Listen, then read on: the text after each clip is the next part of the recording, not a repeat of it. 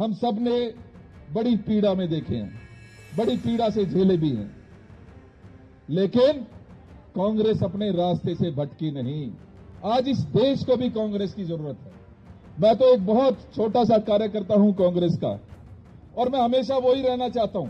माननीय राहुल गांधी जी ने चाहे अकेले चलने की ठानी, और फिर जो काफिला उनके साथ चला, वो अपने आप में दर्शाता है कि लोग, जनता कांग्रेस को पसंद करती है। लोग कांग्रेस के साथ कदम से कदम मिलाना चाहते हैं। जब भी मुश्किल समय आया तो आप लोगों ने और मजबूती के साथ मेरे कंधे पकड़ने की कोशिश की, मुझे साथ आगे बढ़ने में मदद की। मैं दिल की गहराइयों से सबका साथ देना चाहता हूं। हमने कांग्रेस की सच्ची विचारधारा को अपने आत्मसात करने का काम किया। कांग्रेस नेता देवेंद्र यादव ने दिल्ली प्रदेश कांग्रेस के अंतरिम अध्यक्ष का पदभार संभाल लिया है। इस दौरान अजय माकन, पूर्व दिल्ली अध्यक्ष अनिल चौधरी, हारून यूसुफ समेत कई वरिष्ठ नेता मौजूद रहे।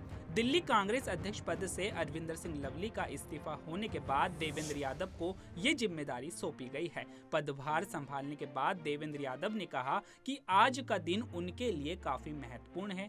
यह मुश्किल का समय है और कई कठिनाइयां सामने हैं। उन्होंने कहा कि पार्टी कार्यकर्ताओं के साथ मिलकर वह सभी वर्ग के लोगों तक पहुंचेंगे। देवेंद्र यादव ने कांग्रेस के केंद्रीय नेतृत्व का धन्यवाद करते हुए कहा कि उन्हें जिस विश्वास के साथ जिम्मेदारी दी गई है उसे वह पूरी ईमानदारी से निभाएंगे। उन्होंने दावा किया कि दिल्ली में आम आदमी पार्टी और कांग्रेस गठबंधन सभी 7 लोकसभा सीटों पर जीत दर्ज करेगी। जिन्होंने मुझे हाथ पकड़ के आगे चलना सिखाया है, जिन्होंने ये मजबूत रास्ता दिखाने का काम किया है। अभी आदरणीय अजय माकन जी कह रहे थे कि उन्होंने मुझ में विश्वास जताया। शालीमार जैसे टफ इलेक्शन की मुझे जिम्मेदारी देने का काम किया, जहां पर सिर्फ 3% वोट पड़ा करती थी। आदरणीय माकन जी, मैं कहना चाहता हूं, ये आपकी शिक्षा थी, ये आपका दिखाया हुआ रास्ता था, जिस पर चलते हुए हमने लोगों को, दिलों को जीतने का काम किया। आदरणीय सुभाष चोपड़ा जी, आपने मुझे पहला निगम का चुनाव लड़ने का मौका दिया। मुझे याद है वो वहां से रास्ता मेरा शुरू हुआ और पीछे मुड़ के देखने की जरूरत नहीं पड़ी। और साथ ही मैं कहना चाहता हूं कि मुझे पीछे मुड़ के देखने की जरूरत क्यों नहीं पड़ी, क्योंकि हमने ईमानदारी के साथ जमीन में रहकर काम करने का काम किया। हमने अपने रास्ते को प्रशस्त करने का काम किया।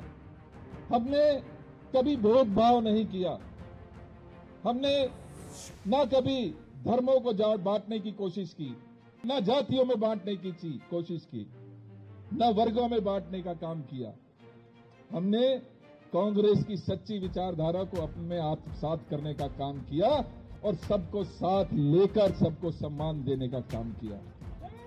आज ये मेरे बुजुर्ग बैठे, योगानंद शास्त्री जी के बारे में आप कौन नहीं जानते, आप लोग सब जानते हैं। हमारे देहात की पृष्ठभूमि से आने वाले, इनका विशेष योगदान हमारे राजनीति में रहा है। इनको बड़ी इज्जत और सम्मान के साथ देखते हैं लोग। ये आज यहां पर दे आए हैं, इनके रास्ते पर चले।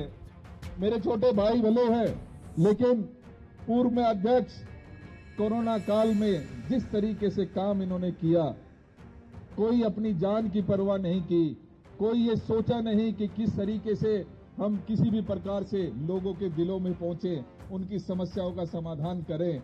अपनी जान पर खेलकर आप सब कार्यकर्ताओं ने इनको वो हिम्मत दी, इनको वो ताकत दी, जिसके जरिए वो लोगों की सेवा कर सके।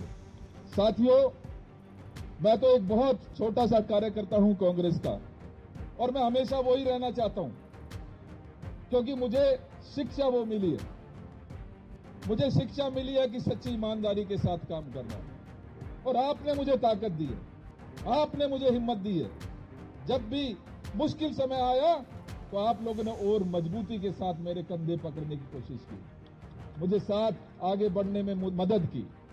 मैं दिल की गहराइयों से सबका साथ देना चाहता हूं। मैं एक का नाम नहीं लेना चाहता, क्योंकि ये सारे मेरे भाई खड़े हैं। इन्होंने हमेशा मुझे आगे बढ़ने की शिक्षा दी है। इन्होंने हमेशा मेरा साथ और हाथ पकड़ के रखा है। मैं चाहता हूं आज ऐसा ही समय है। आज कांग्रेस जो हमारी मां है, उसको जरूरत है हम सबकी। मैं आपसे अपील करना चाहता हूं कि किसी भी परिवार में जब मुश्किल की घड़ी आती है तो उस समय सबसे ज्यादा मजबूती के साथ खड़ा होना परिवार का फर्ज बन जाता है। आज सिर्फ कांग्रेस को जरूरत नहीं है, आज इस देश को भी कांग्रेस की जरूरत है। और कहीं ना कहीं इस देश का अस्तित्व, आज इस देश का संविधान खतरे में साफ नजर आता है। पिछले 10 साल हम सब ने बड़ी पीड़ा में देखे हैं, बड़ी पीड़ा से झेले भी हैं, लेकिन कांग्रेस अपने रास्ते से भटकी नहीं। माननीय राहुल गांधी जी ने चाहे अकेले चलने की ठानी और फिर जो काफिला उनके साथ चला, वो अपने आप में दर्शाता है कि लोग, जनता कांग्रेस को पसंद करती है। लोग कांग्रेस के साथ कदम से कदम मिलाना चाहते हैं। आदरणीय राहुल गांधी जी के सपने को साकार करना चाहते हैं। तो साथियों, मैं तो आपसे यही अपील करूंगा कि आज जब सबसे ज्यादा जरूरत है तो मजबूती के साथ अपने कदम बढ़ाइए, आगे बढ़िए। जो हमारा साथी छूट भी गया है उसको भी साथ लेकर चलिए, तब जाके हमारी पुरानी ताकत उतने ही ताकत के साथ हम आगे बढ़ पाएंगे। आज मौका अच्छा है, जनता त्रस्त है। इस भारतीय जनता पार्टी के शासन से हर वो वर्ग, हर वो साथी, चाहे वो व्यापारी हो, चाहे मजदूर हो, चाहे किसान हो, चाहे नौजवान हो, चाहे हमारी महिला हो, वो सब आज परेशान और कहीं ना कहीं अपने आप को बहुत दुविधा में देखती हुई पाती है। आज जरूरत है, जब हमने माननीय राहुल गांधी जी के रास्ते पर चलते हुए आगे बढ़े, उनके दिखाए हुए रास्ते को हमने आगे प्रशस्त किया और कहीं ना कहीं जो हमारा मैनिफेस्टो है वो उसका प्रतिबिंब है। क्योंकि हम जानते हैं कि महिला परेशान है, क्योंकि हम जानते हैं किसान हमारा परेशान है, क्योंकि हम जानते हैं हमारा युवा आज दर दर की ठोकरें खा रहा है।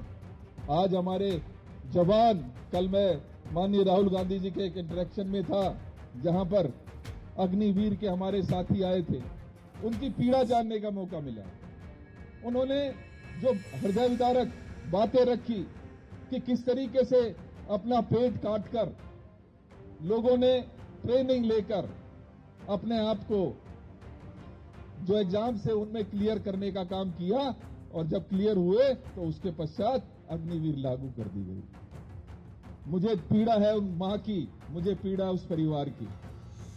आज नौजवान जिस तरीके से पूरी तरीके से भटक चुका है, उसका सबसे बड़ा कारण कहीं ना कहीं पेपर लीक में भी है। हर वो व्यक्ति बड़ी ईमानदारी के साथ अपनी तैयारी करता है। बच्चा चाहता है कि माँ बाप ने अपना पेट काटकर मुझे पाला और बड़ा किया, मुझे पढ़ाया और लिखाया, तो मैं अब बुढ़ापे में उनका सहारा बन सकूं। उस सोच के साथ जब वो एग्जाम में अपीयर होता है और जब उसका रिजल्ट आता है उससे पहले ये आ जाता है कि पेपर लीक हो गया, परीक्षा थी वो रद्द हो गई, तो कहीं ना कहीं उस माँ को, उस बच्चे को बड़ी पीड़ा होती है। और आज कहीं ना कहीं सबसे बड़ा कारण युवाओं के भटकने का शायद मैं समझता हूं कि उनकी बेरोजगारी है। साथियों, दिल्ली में भी हम सब एकजुट होकर जब तक अपने गंतव्य को नहीं प्राप्त करते, मैं आप सबसे बस यही अपील करना चाहूंगा कि अपने इस भाई को कमजोर मत पड़ने दीजिएगा। मैं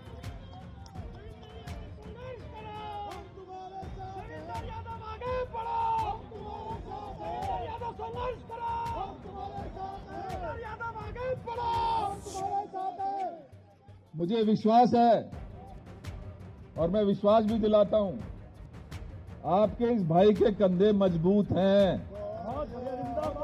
हर चुनौती का सामना करने के लिए तैयार है। मुझे कुछ चाहिए तो मेरे साथियों का साथ चाहिए, मेरी टीम मजबूत है और आने वाले समय में हम बताएंगे और इस सरकार को दिखाएंगे कि कांग्रेस की क्या ताकत है, किस तरीके से जब एकजुट होकर मजबूत कंधे के साथ जब उनके बड़ों का आशीर्वाद उनको मिलता है और युवाओं का साथ मिलता है तो कोई पीछे मुड़ने की देखने की जरूरत नहीं पड़ेगी।